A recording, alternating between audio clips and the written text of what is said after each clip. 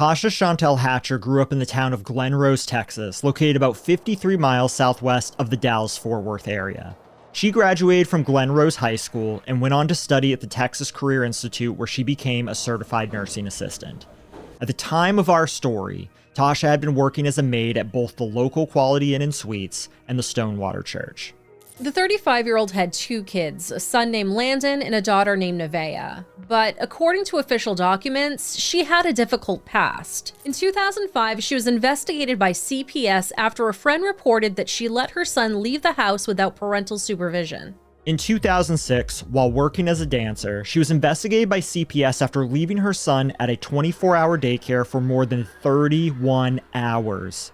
In addition, the daycare employees told CPS workers that Tasha appeared to be drunk when she would pick up Landon from the facility. In 2008, Tasha was involved in an Amber Alert when she allegedly kidnapped Landon, who was at this point in the care of his father. She also had a criminal history that included drug possession, driving while intoxicated, and aggravated assault with a deadly weapon. According to Tasha's friends, despite her troubled past, they said she had begun to turn her life around. Now, with cases that don't get a ton of publicity in the media, it's often hard to substantiate claims like this. But after reviewing her social media, it would appear that Tasha had turned into a church-going mom who worked hard and loved her kids. However, all of that went out the window on the evening of March 17, 2016. That evening, mental illness and substance use caught up with Tasha.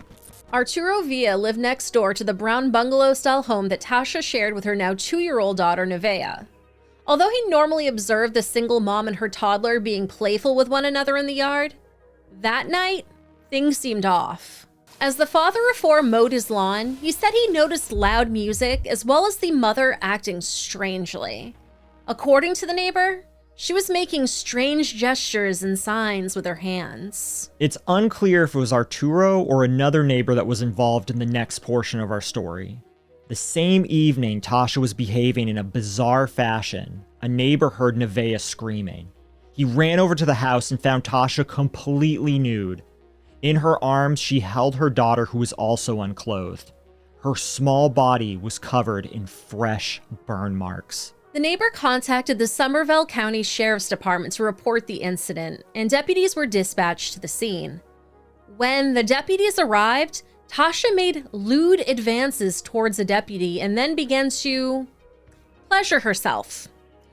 As a strange juxtaposition to her very forward behavior, Tasha began singing to God and giving praise to him. We'll get into the rest of the story in just 1 minute. Please stay with us for the following ad. It not only supports the show, but it helps us support local charities in our area. This week's episode has been brought to you by Morgan & Morgan, America's largest injury law firm with over 800 attorneys operating in 49 states. Injured and don't know where to start? With Morgan & Morgan, it's so easy. There's no need for you to visit law offices and sit through timely consultations. In 8 clicks or less, you can submit a claim to Morgan & Morgan without ever having to leave your couch.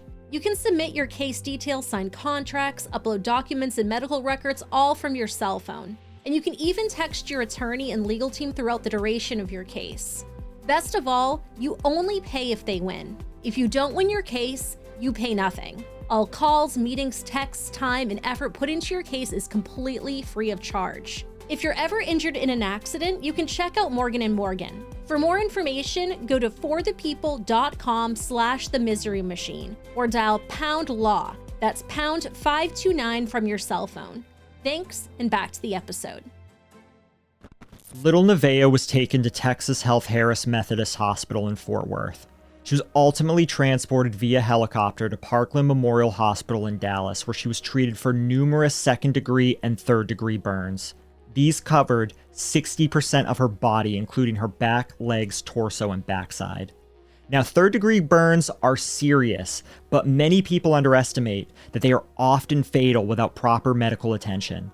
The World Health Organization estimates 180,000 deaths every year due to burns. Children are especially at risk, with burns being the most frequent cause of childhood death behind car accidents and drowning.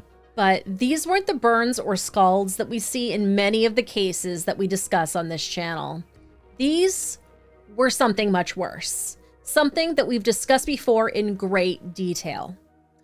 The little girl's burns bore the familiar pattern of an oven grate, and deputies found hair inside of the family's oven that appeared to belong to Nevaeh. You've heard this correctly. Tasha tried to bake her young daughter in the oven alive.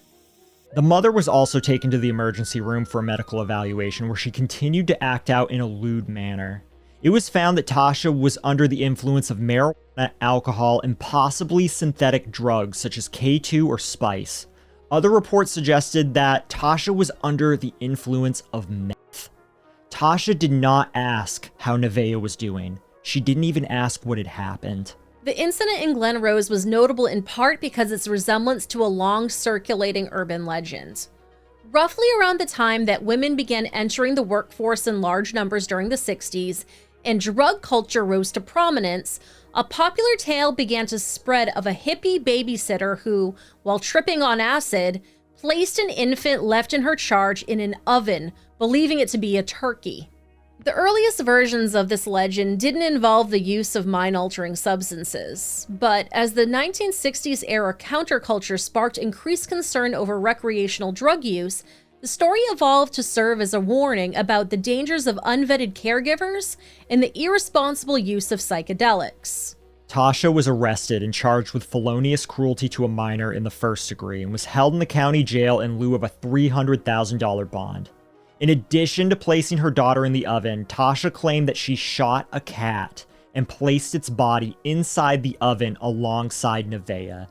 It should be noted that based on reports that are currently available, there is no mention of a cat being found anywhere in the home, dead or alive.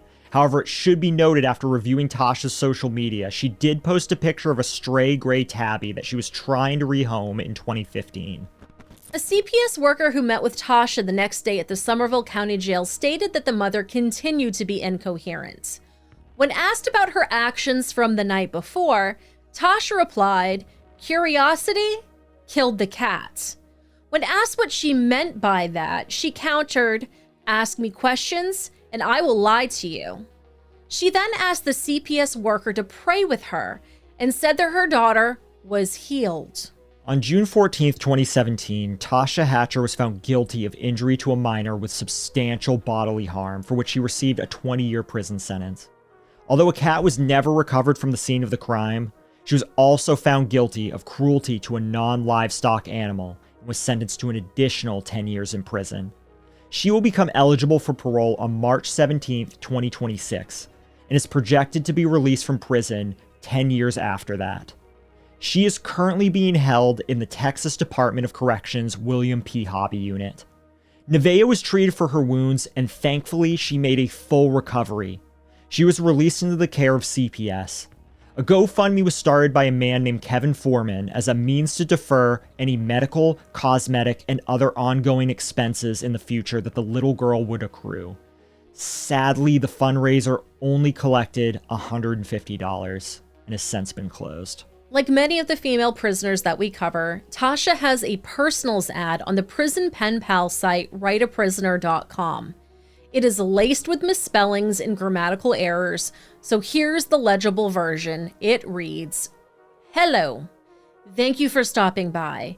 I am very positive, kind-hearted, bubbly person that is outgoing and spontaneous.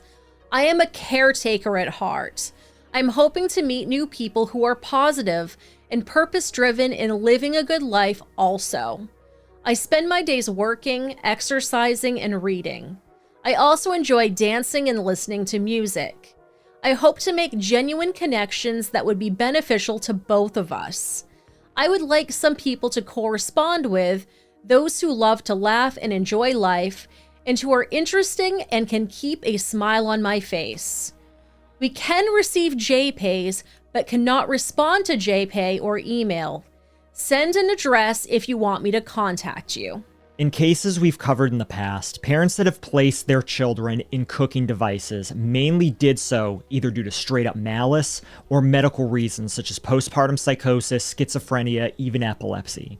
We have a local case that we're still working on, and that's of Angela Palmer, where her mother's boyfriend believed he was cleansing the little girl of her demons by placing her in the family's oven. Don't worry, we have heard you. That case is coming in 2023. However, this case of Nevaeh's is the first case we've ever come across that was fueled by drug-induced psychosis. So I think it's pretty easy to tell what the moral of the story is here. Parents, if you're going to do drugs, please stop doing them around your kids.